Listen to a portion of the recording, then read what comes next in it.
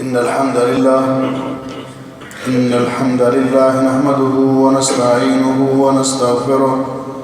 ونعوذ بالله من شرور أنفسنا ومن سيئات أعمالنا من يهده الله فلا مضل له ومن يضلل فلا هادي له وأشهد أن لا إله إلا الله وحده لا شريك له وأشهد أن محمدًا عبده ورسوله يا أيها الذين آمنوا اتقوا الله حق تقاته ولا تموتن إلا وأنتم مسلمون يا أيها الناس اتقوا ربكم الذي خلقكم من نفس واحدة وخلق منها زوجها وبث منهما رجالا كثيرا ونساء واتقوا الله الذي تساءلون به والأرحام إن الله كان عليكم رقيبا يا أيها الذين آمنوا اتقوا الله وقولوا قولا سديدا يصلح لكم أعمالكم ويغفر لكم ذنوبكم ومن يطع الله ورسوله فقد فاز فوزا عظيما اللهم صل على محمد وعلى آل محمد كما صليت على إبراهيم وعلى آل إبراهيم إنك حميد مجيد اللهم بارك على محمد وعلى آل محمد كما باركت على إبراهيم وعلى آل إبراهيم إنك حميد مجيد أما بعد فيا أيها الناس إن خير الحديث كتاب الله وخير الهدي هدي محمد صلى الله عليه وسلم وشر الأمور محدثاتها وكل محدثة بدعة وكل بدعة ضلالة وكل ضلالة في النار. قابل ذات احترام بھائیوں اور دوستوں،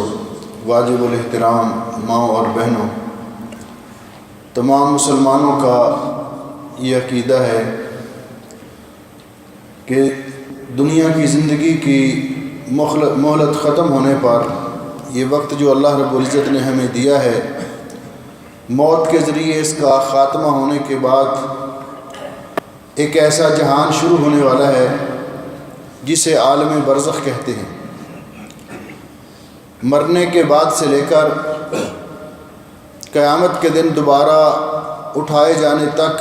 کا یہ پورا دورانیہ اسے عالم برزخ کہا جاتا ہے. اور اس پورے عالم کے اندر، عالم برزخ کے اندر، کسی کا جسم، اس کے جسم کے ذرات، اس کی میت، اس کی لاش، اس کی ڈیڈ باڈی جہاں بھی رہتی ہے وہ اس کی قبر کہلاتی ہے. اس کا ظاہری طور پر مظہر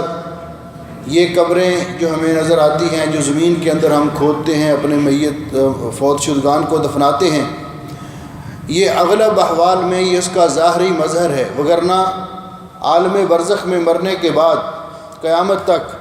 جہاں جہاں کسی کا جسم رہے گا وہ اس کی قبر کہلائے گی. اور اس قبر کے اندر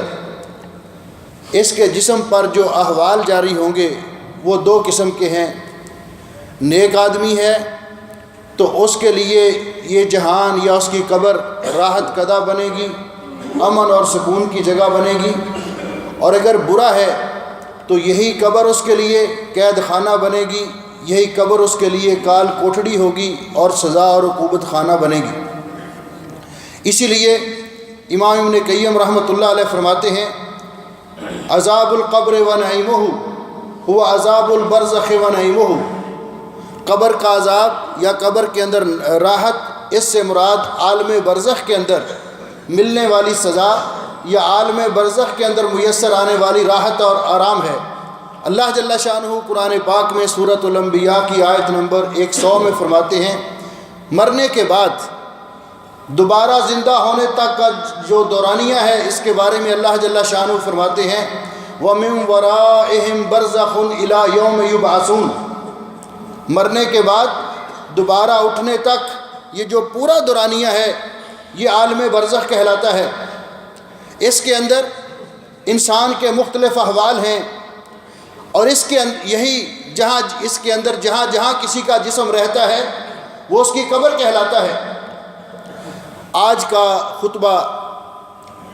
اس کا موضوع دراصل رسول اکرم صلی اللہ علیہ وسلم کا وہ مشہور خواب ہے جس میں نبی کریم علیہ السلام کو عالم برزخ کے اندر کچھ لوگوں کی سزا کا مشاہدہ کروایا گیا، کچھ لوگوں کے آرام اور راحت کا مشاہدہ کروایا گیا، اور نبی کریم علیہ السلام نے یہ پورا خواب امت کے سامنے بیان کیا۔ صحابہ اکرام رضوان اللہ علیہ مجمعین نے اس خواب کو نقل کیا، لیکن یہ خواب کی تفصیلات بیان کرنے سے پہلے ہمارا تمام مسلمانوں کا جو بنیادی عقیدہ ہے اور ہمارے ایمان کے 6 ارکان میں سے ایک اہم رکن ہے کہ اس بات پر ایمان اور یقین رکھنا کہ موت آئے گی، موت کے بعد قبر کے عالم برزخ کے مراحل ہیں،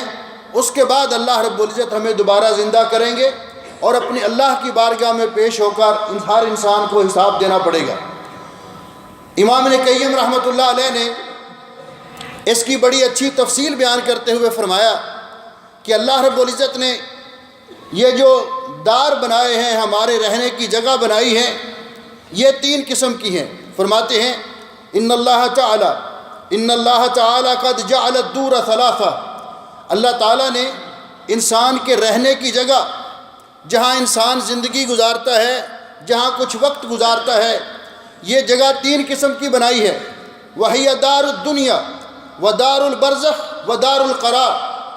ایک دنیا کا گھر ہے جہاں ہم زندگی گزار رہے ہیں، ایک وہ گھر ہے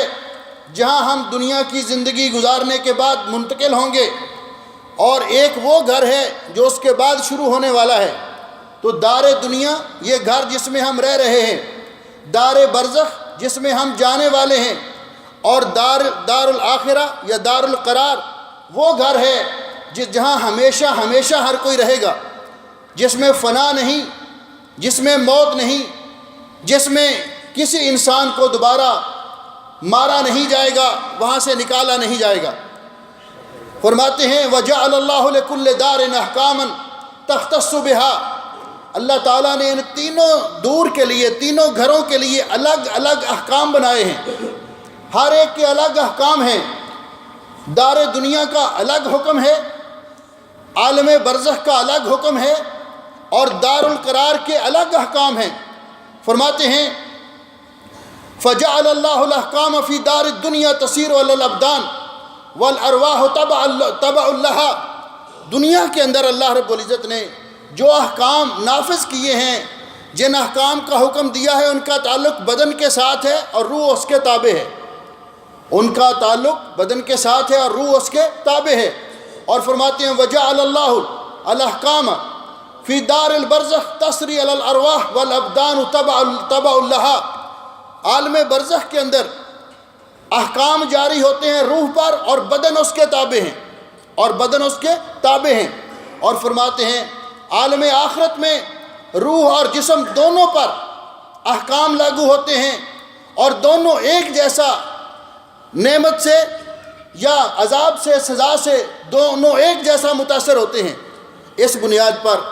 ہمارا یہ عقیدہ ہے، جس طرح علامہ طحاوی رحمۃ اللہ علیہ شرح عقیدہ طحاویہ میں فرماتے ہیں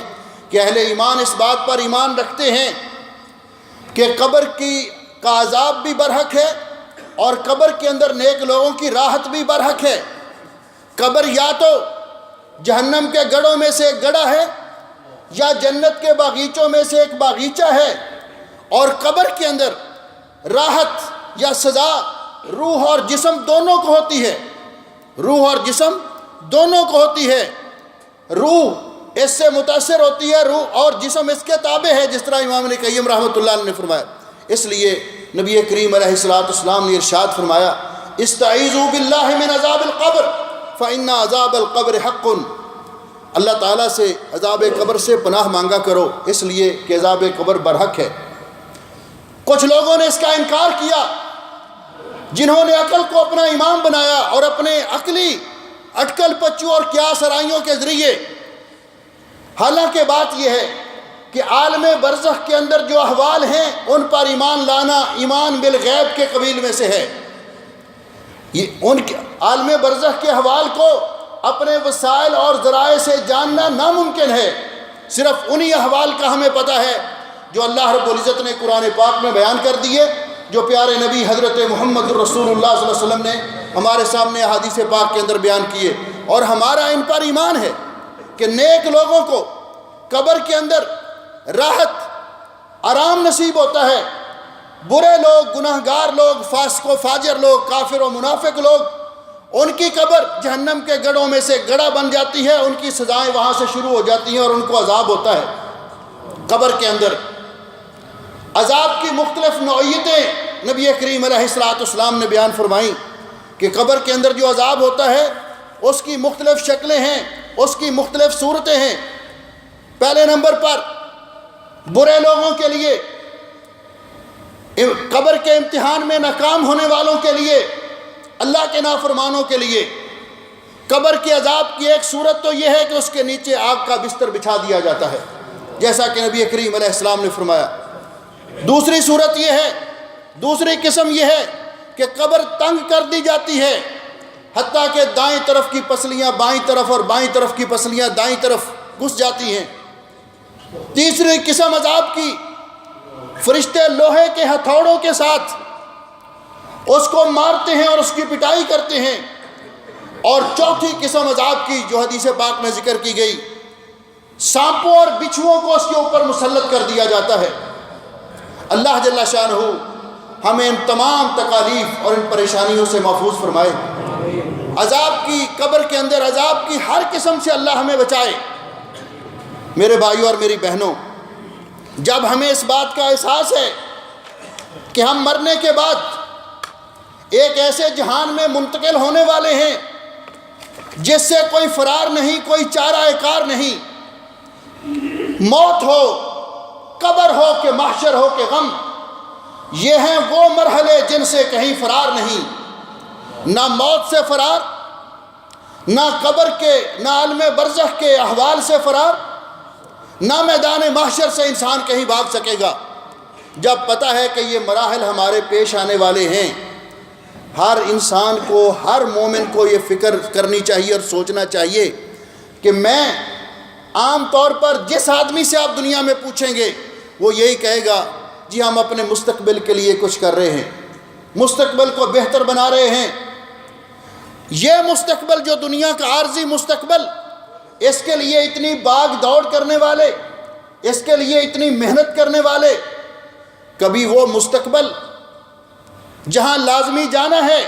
اور جس سے کہیں فرار نہیں، اور وہ کٹھن اور مشکل گھاٹیاں ہیں، ان گھاٹیوں کے بارے میں بھی ہم نے سوچا، ان مراحل کے بارے میں بھی ہم نے سوچا۔ کسی عربی شاعر نے خوب کہا تھا، ہر انسان کو فکر ہوتی ہے، یہاں ہم بھی آپ بھی یہ ٹرائی کر رہے ہیں، کوشش کر رہے ہیں جی، بس کما رہے ہیں، کوشش کر رہے ہیں کہ بچوں کے لیے ایک گھر بن جائے، رہنے کے لیے ایک چھت میسر آ جائے جس میں رہ کر ہم زندگی بسر کر سکیں۔ لیکن کبھی ہم نے اس بات پر غور کیا کہ مرنے کے بعد بھی ہمیں ایک گھر چاہیے، اور وہ گھر کیسا ہوگا، اس گھر کی تعمیر ہم نے کرنی ہے۔ عربی شاعر کہتا ہے، لا دار للمرء بعد الموت يسكنها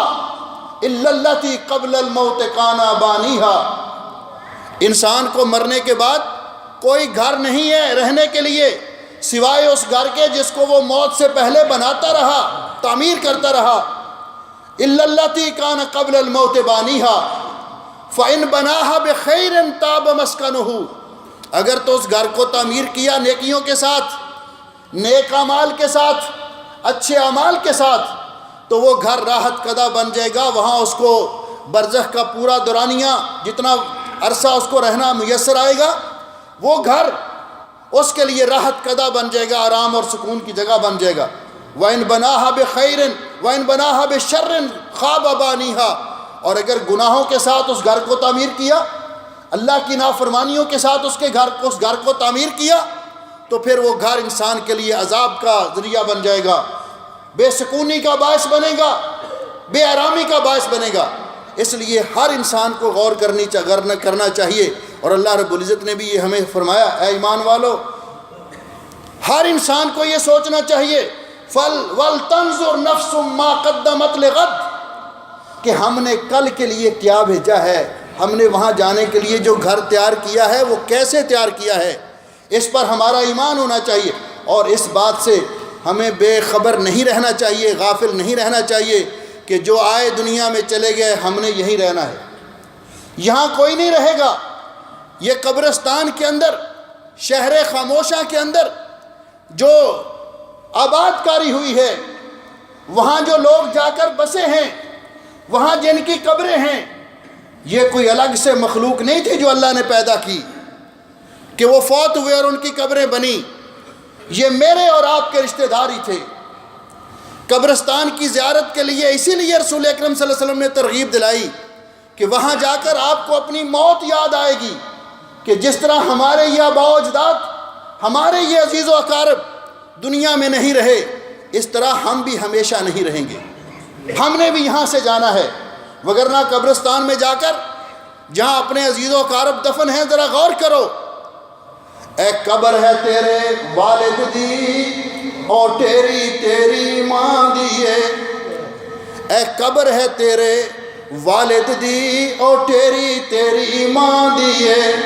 جیڑی لاڈ لڈاندی ٹر گئی ہے،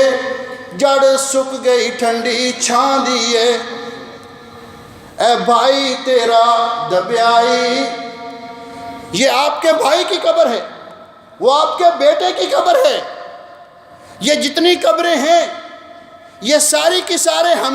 ہمارے اپنے عزیزوں کی قبریں ہیں۔ جس طرح وہ نہیں رہے، ہم بھی آب حیات بھی کر نہیں آئے۔ اور پھر عالم برزخ کے جو معاملات ہیں، اللہ رب العزت نے جو فرمایا برحق ہے، جو رسول اکرم صلی اللہ علیہ وسلم نے فرمایا وہ برحق ہے۔ قبر کے اندر جن لوگوں کو عذاب ہوتا ہے، اس عذاب کی مختلف اسباب رسول اکرم صلی اللہ علیہ وسلم نے بیان فرمائے۔ ایک سبب آپ نے یہ بیان فرمایا ایک حدیث کے اندر کہ آپ 2 قبروں کے پاس سے گزرے، آپ نے فرمایا ان کو عذاب ہو رہا ہے، اور یہ عذاب کوئی بہت بڑے گناہ اور جرم کی پاداش میں نہیں ہو رہا،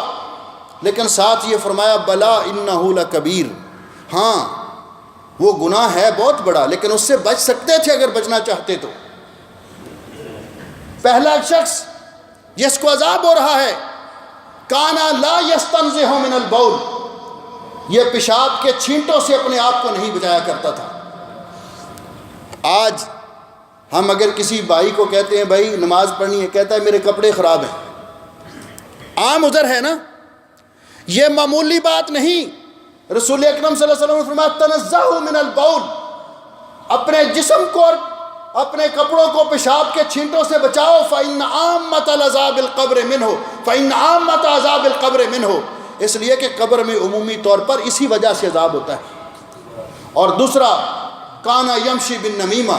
دوسرا چغل خوری کیا کرتا تھا، چغلیاں کیا کرتا تھا، اس وجہ سے اس کو عذاب ہو رہا ہے۔ آپ نے فرمایا قبر کے اندر عذاب ہوتا ہے خیانت کرنے کی وجہ سے۔ اور یہ حدیث پاک جو اس خطبے میں بیان کرنا چاہتا ہوں، اس کے اندر نبی کریم علیہ السلام نے جو عذاب قبر کی انواع اور ان کے اسباب بیان کیے، یہ ذرا تفصیل سے سنیے، خطبے کا وقت مختصر ہوتا ہے۔ یہ حدیث پاک میں اس کی نص آپ کے سامنے پیش کرنا چاہتا ہوں۔ اللہ تعالیٰ سے ہمیشہ ہمیں دعا کرنی چاہیے کہ اللہ ہم سب کو حسن خاتمہ نصیب فرمائے، اور عذاب قبر سے ہمیشہ انسان کو پناہ مانگتے رہنا چاہیے، اس لیے کہ ایسے اسباب کہ جن پر انسان کبھی غور بھی نہیں کرتا، ان کو معمولی سمجھتا ہے، لیکن ان کی وجہ سے انسان کو قبر کے اندر عذاب ہوتا ہے۔ نبی کریم علیہ السلام کی عادت مبارکہ تھی۔ حضرت سمرہ ابن جندب رضی اللہ تعالیٰ عنہ بیان فرماتے ہیں، کان النبی صلی اللہ علیہ وسلم اذا صلی صلاۃ، نبی پاک صلی اللہ علیہ وسلم جب فجر کی نماز ادا کرتے، نماز ادا کرنے کے بعد سلام پھیرنے کے بعد آپ صحابہ کرام کی طرف رخ کر کے بیٹھتے۔ یہ روایت جو میں آپ کے سامنے بیان کر رہا ہوں، یہ نص ہے بخاری شریف کی۔ حدیث کی بعض کتابوں میں اس میں کچھ اضافے بھی ہیں اور ڈیٹیل بھی ہے، لیکن امام بخاری رحمۃ اللہ علیہ نے جو بیان کی حدیث میں اس کے الفاظ آپ کے سامنے ان کا ترجمہ کرنا چاہتا ہوں۔ فرماتے ہیں نبی پاک صلی اللہ علیہ وسلم صحابہ کرام کی طرف اقبل علینا بوجہہ، آپ رخ کر کے بیٹھتے اور آپ پوچھتے صحابہ کرام سے،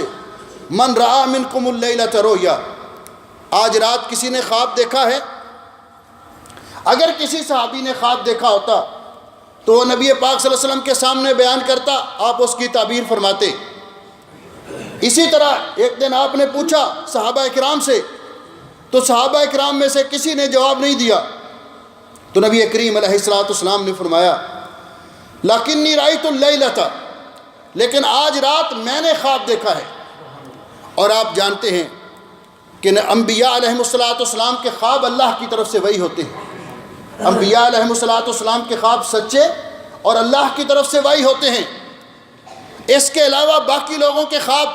سچے بھی ہو سکتے ہیں، جھوٹے بھی ہو سکتے ہیں، ان پر شریعت کی بنیاد نہیں رکھی جا سکتی، لیکن نبی کا خواب اللہ کی طرف سے وحی ہوتی ہے اور اس پر شریعت کی بنیاد ہوتی ہے۔ نبی کریم علیہ السلام نے فرمایا میں نے دیکھا رجلین اتانی لیکنی رأیت اللیلۃ رجلین اتیانی فاخذا بیدی، میں نے دیکھا کہ دو آدمی آئے میرے پاس، دو فرشتے یعنی آئے میرے پاس، انہوں نے مجھے نیند میں اٹھایا، نیند کے اندر، خواب کے اندر آپ نے دیکھا، فرمایا آپ نے، انہوں نے مجھے اٹھایا اور میرے ہاتھ کو پکڑا، فاخرجانی الی الارض المقدسہ، تو وہ مجھے پاک سرزمین یعنی ارض مقدسہ کی طرف لے گئے، بیت المقدس کی طرف لے گئے۔ وہاں جب ہم پہنچے تو میں نے دیکھا فاذا رجل جالس ورجل قائم بیدہ کلوب من حدید، آپ نے فرمایا میں نے دیکھا کہ وہاں ایک آدمی بیٹھا ہوا ہے اور ایک آدمی اس کے پاس کھڑا ہے، اس کے ہاتھ میں لوہے کی مہمیز ہے۔ مہمیز ہوتی ہے جس طرح کانٹے دار ایک چیز ہوتی ہے جس میں آگ سے کوئی چیز نکالی جاتی ہے، اس کے 2-3 آگے نوکیں بھی ہوتی ہیں، اس طرح وہ خمدار چیز ہوتی ہے جس کو پکڑ کر کسی چیز کو اپنی طرف کھینچا جاتا ہے، لوہے کی مہمیز یا آنکڑا آپ نے فرمایا اس کے ہاتھ میں تھا۔ وہ کیا کرتا، یدخلہ فی شدقہ، وہ جو شخص بیٹھا ہوا ہے اس کی باچھوں میں داخل کرتا، اور ایک روایت میں ہے ساتھ ہی اس کی اس آنکھ کے حلقے میں داخل ہوتی، وہ ایک اس کا جو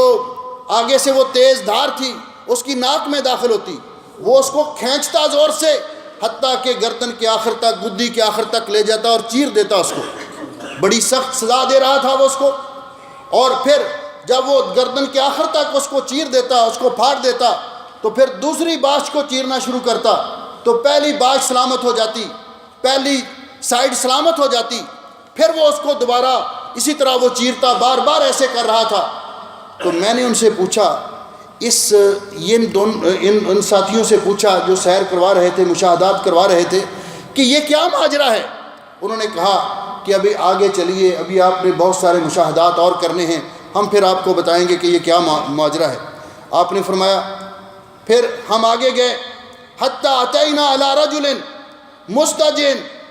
علی قفاہ، ایک آدمی کو ہم نے دیکھا اس کو چت لٹایا گیا تھا، اور اس کے پاس ایک آدمی کھڑا تھا بڑا بھاری پتھر لے کر، ورجل قائم علی راسہ بفہر او صخرۃ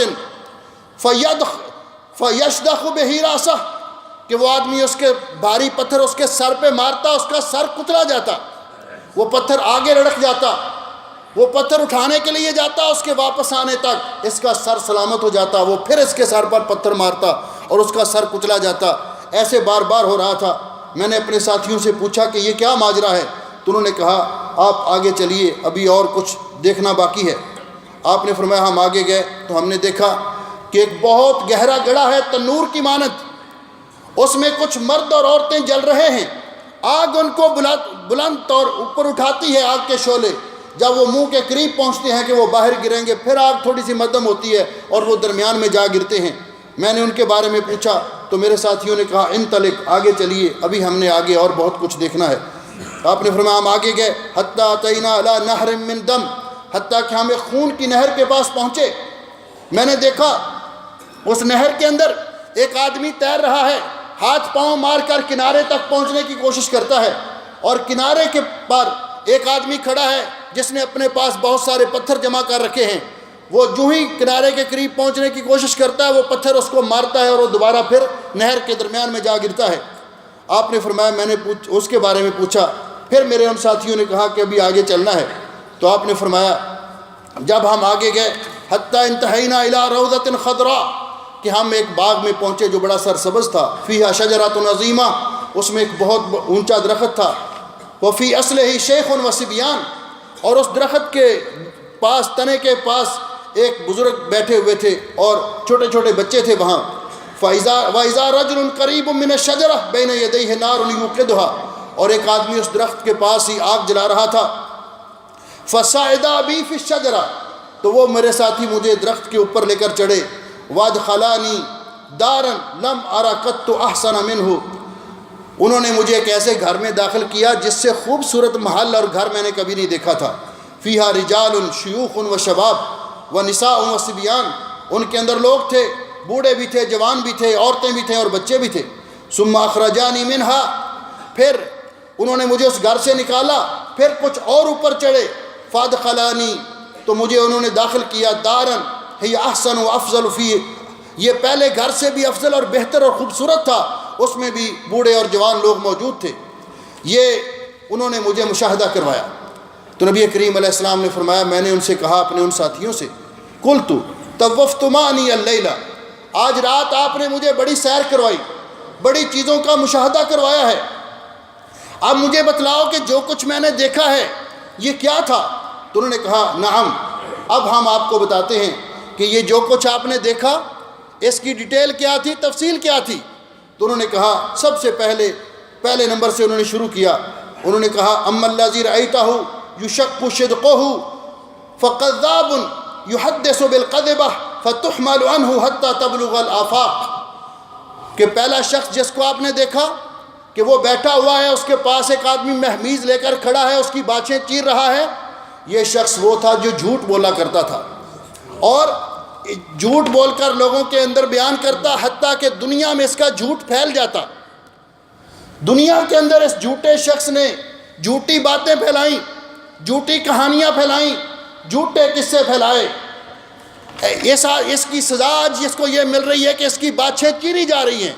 میرے مسلمان بھائیوں اور میری مسلمان بہنوں، دیکھیے کتنی بڑی سزا ہے۔ آج ہم اس معاملے کو کتنا معمولی سمجھتے ہیں،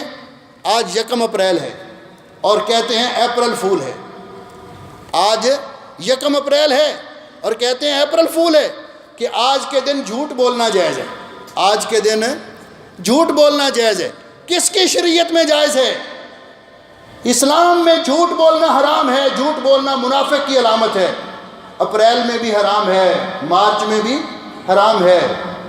مئی میں بھی حرام ہے، جھوٹ بولنے کی اسلام کے اندر گنجائش نہیں۔ لیکن یہ کس کی شریعت ہے؟ یہ ان کافروں کی شریعت ہے جنہوں نے مسلمانوں کی نسلیں تباہ کی اور مسلمانوں کا تمسخر اور مذاق اڑایا، اور ہم آج دوسروں کو فون کر کے کہہ رہے ہیں اور جھوٹ بول رہے ہیں۔ نبی کریم علیہ السلام نے فرمایا سزا اس کی یہ ہے، جھوٹ بولے گا، اس کا جھوٹ لوگوں میں پھیلے گا، عالم برزخ کے اندر اس کی یہ سزا ہے کہ اس کی باچھوں کو بار بار چیرا جاتا رہے گا۔ ان ساتھیوں نے، 2 فرشتوں نے بتایا رسول اکرم صلی اللہ علیہ وسلم کو کہ قیامت تک اس کے ساتھ ایسے ہی ہوتا رہے گا، بار بار اس کی باچھیں چیری جاتی رہیں گی اور عالم برزخ کے اندر یہ سزا اور مصیبت میں گرفتار رہے گا۔ اس لیے میرے بھائیوں اور میری بہنوں اور میرے نوجوان بچوں، میرے طالب علم عزیزوں، ذرا اس بات پہ غور کیجئے۔ ہم معمولی سمجھتے ہیں اس بات کو، یہ بہت بڑا جرم ہے، جھوٹ بولنا، جھوٹی خبر پہنچانا۔ آپ کے جھوٹی خبر دینے کی وجہ سے کسی کا کوئی نقصان ہو گیا، کسی کو ہارٹ اٹیک ہو گیا، کسی کا اور کوئی نقصان ہو گیا، اس کی ساری ذمہ داری آپ پر ہوگی جنہوں نے اس معاملے میں کوئی مداخلت کی۔ اس لیے یہ پہلی سزا جس کو دی جا رہی تھی، جھوٹ بولنے کی وجہ سے عالم برزخ کے اندر سزا ہوتی ہے اور یہ سزا قیامت تک ہوتی رہے گی۔ دوسرا شخص فرمایا فرجل علمہ القرآن، جو آدمی لیٹا ہوا تھا اور اس کے پاس ایک شخص کھڑا ہے، بھاری پتھر اٹھا کر اس کے سر کو کچل رہا ہے، بار بار اس کو مار رہا ہے، تو یہ شخص وہ تھا جس نے قرآن سیکھا، قرآن کا علم سیکھا، قرآن یاد کیا، اور ایک روایت میں دوسری میں وَيَنَامُ عَنِ الصَّلَاةِ الْمَكْتُوبَةِ، اور فرض نمازوں کے وقت سویا رہا، فرض نمازوں کے وقت اذانیں ہوتی رہیں، لوگ نمازیں پڑھتے رہے اور یہ سویا رہا مسلمان ہونے کے باوجود، تو عالم برزخ کے اندر اس کی سزا یہ ہے کہ فرشتہ بار بار اس کے سر پر وہ بھاری پتھر مارے گا، سر کچلا جائے گا، پتھر آگے لٹکے گا، وہ پکڑ کے لائے گا، اتنے میں سر سلامت ہو جائے گا، پھر وہ دوبارہ اس کے سر پہ مارتا رہے گا، اور یہ عالم برزخ کا پورا دورانیہ اس کے ساتھ ہوتا رہے گا ایسے۔ آپ نے فرمایا والذی رأیتہ فی الثقب، جن لوگوں کو آپ نے ایک تنور نما سوراخ گڑھے میں جلتے ہوئے دیکھا، آپ نے فرمایا وہ بدکار مرد اور عورتیں تھیں جو دنیا میں بدکاری کرتے،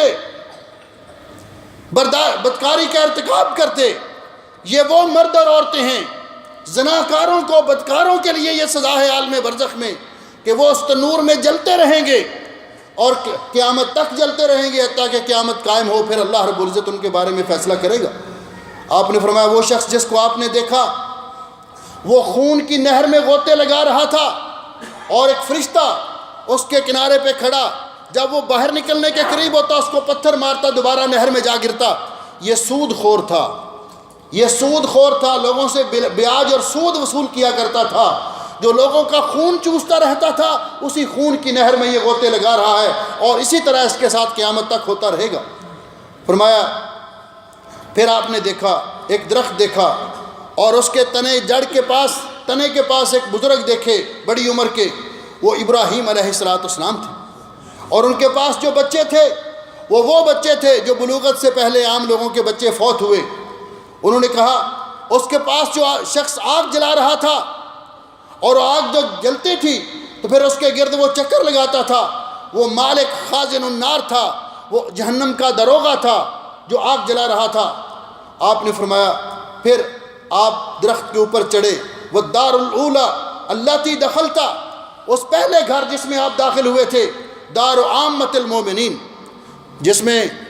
بوڑھے بھی تھے، جوان بھی تھے، عورتیں بھی تھے، بچے بھی تھے، یہ عام مسلمانوں کے جنت کے اندر مکانات تھے، ان کے گھر تھے۔ پھر اس کے اوپر آپ گئے، وہ گھر جو اس سے بہتر اور احسن تھے، تو وہ گھر فہذہ فدار الشہداء، وہ شہداء کے گھر تھے۔ اور پھر وہ لوگ وہ جو دو ساتھی آئے تھے جنہوں نے آپ کو پورے مشاہدات کروائے اور سیر کروائے، تو انہوں نے بتایا، جبریل امین نے کہا وَأَنَا جبریل، میں جبریل ہوں، وَهَذَا میکائیل، اور یہ میرے ساتھ دوسرا فرشتہ میکائیل ہے۔ پھر انہوں نے مجھ سے یہ ریکویسٹ کی فَرْفَعْ رَأْسَكَ، ذرا اپنا سر مبارک اوپر اٹھائیے۔ آپ نے فرمایا میں اپنی نگاہ اوپر اٹھائی، فَإِذَا فَوْقِي مِثْلُ السَّحَابِ، تو میں نے بادلوں کی طرح اوپر ایک بہت بلندی پر ایک چیز دیکھی۔ قالا، تو ان دونوں فرشتوں نے کہا ہَذَا مَنزِلُكَ، یہ سب سے اونچا جنت میں مقام آپ کا ہے، یہ منزل اور ٹھکانہ آپ کا ہے۔ آپ نے فرمایا میں نے ان سے کہا دعانی ادخل منزلی، مجھے ذرا اس میں گھر میں داخل ہونے کا موقع دیجئے۔ تو انہوں نے کہا آپ کی دنیا کی عمر ابھی پوری نہیں ہوئی، وہ عمر جب پوری ہو جائے گی تو یہ گھر آپ ہی کے لیے ہے، آپ اسی گھر میں آئیں گے۔ نبی کریم علیہ السلام کا یہ خواب، اس کے اندر عذاب قبر کی مختلف صورتیں، عالم برزخ کے اندر تکلیف کی مختلف صورتیں اور ان کے اسباب ذکر کیے گئے کہ سود خوری، جھوٹ بولنا، بدکاری کرنا، یہ سارے کے سارے معاملات یہ قبر کے عذاب کے اسباب ہیں۔ اللہ جل شانہ سے ہمیں دعا کرنی چاہیے کہ ہمارا یہ گھر ہمارے لیے راحت قدہ بنے، جنت کا باغیچہ بنے، اور اللہ رب العزت ہمیں قبر کی سختیوں سے بچائے، قبر کی آزمائشوں سے بچائے اور قبر کے فتنے سے بچائے۔ اقول قولی ھذا استغفر اللہ لی ولکم ولسائر المسلمین من کل ذنب۔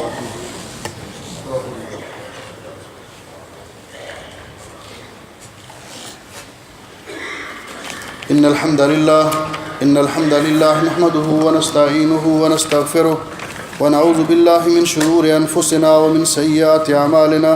من يهده الله فلا مضل له ومن يضلل فلا هادي له، واشهد ان لا اله الا الله وحده لا شريك له، واشهد ان محمدا عبده ورسوله۔ اما بعد، محترم بھائیوں اور میری بہنوں، قبر کے اندر جو عذاب اور مختلف سزائیں ہیں، ان سے بچاؤ کے لیے پیارے نبی حضرت محمد الرسول اللہ صلی اللہ علیہ وسلم نے ہمیں کچھ طریقے بتائے ہیں، کچھ اعمال بتلائے ہیں اگر ہم ان کو اختیار کریں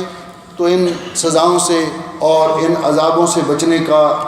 کی صورت پیدا ہو سکتی ہے۔ اللہ جل شانہ نے قرآن کریم میں جو تذکرہ کیا، اللہ جل شانہ فرماتے ہیں انہی کا تذکرہ کرتے ہوئے کہ قبر کے اندر جو راحت ہے یا عذاب ہے، اللہ رب العزت نے آل فرعون کا تذکرہ کرتے ہوئے فرمایا وحاق بآل فرعون سوء العذاب النار يعرضون عليها غدوا وعشيا ويوم تقوم الساعة وادخلوا آل فرعون اشد العذاب۔ اس آیت مبارکہ میں اللہ رب العزت نے عذاب کی دو قسمیں بیان کی ہیں، ایک عذاب دار برزخ میں اور ایک عذاب آخرت میں۔ اسی لیے عذاب قبر بھی برحق ہے اور عذاب کے اندر راحت اور نعیم بھی برحق ہے۔ ان پر ایمان لانا تمام مسلمانوں کے لیے لازمی اور ضروری ہے۔ لیکن اب ہم ان اسباب پہ غور کرتے ہیں جو اسباب پیارے نبی حضرت محمد رسول اللہ صلی اللہ علیہ وسلم نے ہمیں بتلائے قبر کے عذاب سے بچنے کے لیے۔ ان میں سب سے پہلا سبب اور ذریعہ یہ ہے کہ وہ تمام اسباب جن کا نبی علیہ السلام نے تذکرہ کیا کہ یہ عذاب قبر کا باعث بنتے ہیں، انسان کو ان سے پرہیز کرنا چاہیے۔ جھوٹ بولنے سے پرہیز کرنا چاہیے، خیانت کرنے سے پرہیز کرنا چاہیے، سود خوری سے پرہیز کرنا چاہیے، رشوت لینے اور دینے سے بچنا چاہیے، بدکاری سے انسان کو بچنا چاہیے، جھوٹے لطیفے سنانا، لطیفے کے نام پر نبی علیہ السلام نے فرمایا بہت بڑا گناہ، وہ شخص کے لیے ہلاکت ہے، جہنم کا سب سے گہرا گڑھا ہے جو لوگوں کو ہنسانے کے لیے جھوٹ بولتا ہے۔ تو ان تمام چیزوں سے انسان کو گریز کرنا چاہیے، چغلی سے، غیبت سے، تمام چیزوں سے انسان کو پرہیز کرنا چاہیے۔ دوسرا سبب قبر کے عذاب سے بچنے کا اعمال صالحہ کثرت کے ساتھ کرنے چاہیے۔ نبی پاک صلی اللہ علیہ وسلم نے فرمایا کہ قبر کے اندر جب فرشتے پوچھنے کے لیے آتے ہیں، سوال جواب کرنے کے لیے آتے ہیں، تو جو آدمی نیک ہوتا ہے اس کے پاس نیک اعمال اس نے دنیا میں کیے ہوتے ہیں، سر کی طرف سے آتے ہیں تو نماز روک دیتی ہے، دائیں طرف سے آتے ہیں تو زکوٰۃ روک دیتی ہے، بائیں طرف سے آتے ہیں تو روزہ روک دیتا ہے، پاؤں کی طرف سے آتے ہیں تو حج اور صدقہ و خیرات روک دیتے ہیں اور کہتے ہیں ماں کے بالی مدخل، ماں کے بالی مدخل۔ تو اس لیے یہ اعمال صالحہ ہی انسان کے قبر میں کام آئیں گے۔ نیکی کرنے میں اعمال صالحہ ہمیں کثرت کرنی چاہیے۔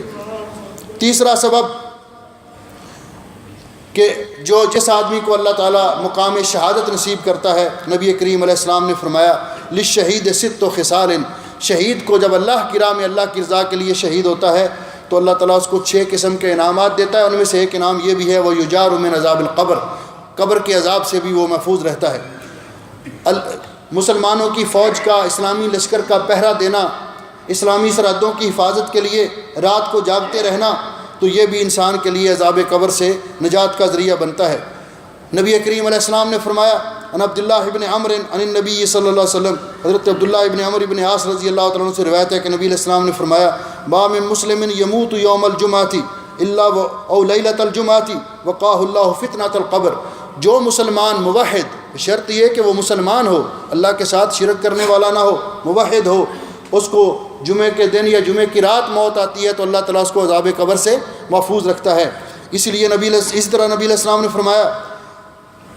من یقتلہ بطنہ فلن یعذب فی قبرہ، جو آدمی کسی پیٹ کی بیماری میں مبتلا ہو کر جو مسلمان فوت ہوتا ہے اللہ تعالیٰ اس کو قبر کے عذاب سے بچا لیتا ہے۔ اسی طرح آپ نے فرمایا جو مسلمان ہمیشہ رات کو سورہ ملک کی تلاوت کر کے سوتا ہے، ہی المانعۃ من عذاب القبر، یہ قبر کے عذاب سے انسان کو بچاتی اور محفوظ رکھتی ہے۔ صدقہ و خیرات، چھپ کر صدقہ کرنا، یہ انسان کو قبر کے عذاب سے بچاتا ہے۔ اور دعا کرنا کہ اللہ رب العزت قبر کے عذاب سے محفوظ فرمائے، جس طرح کہ حضرت ابن عباس رضی اللہ تعالیٰ عنہ فرماتے ہیں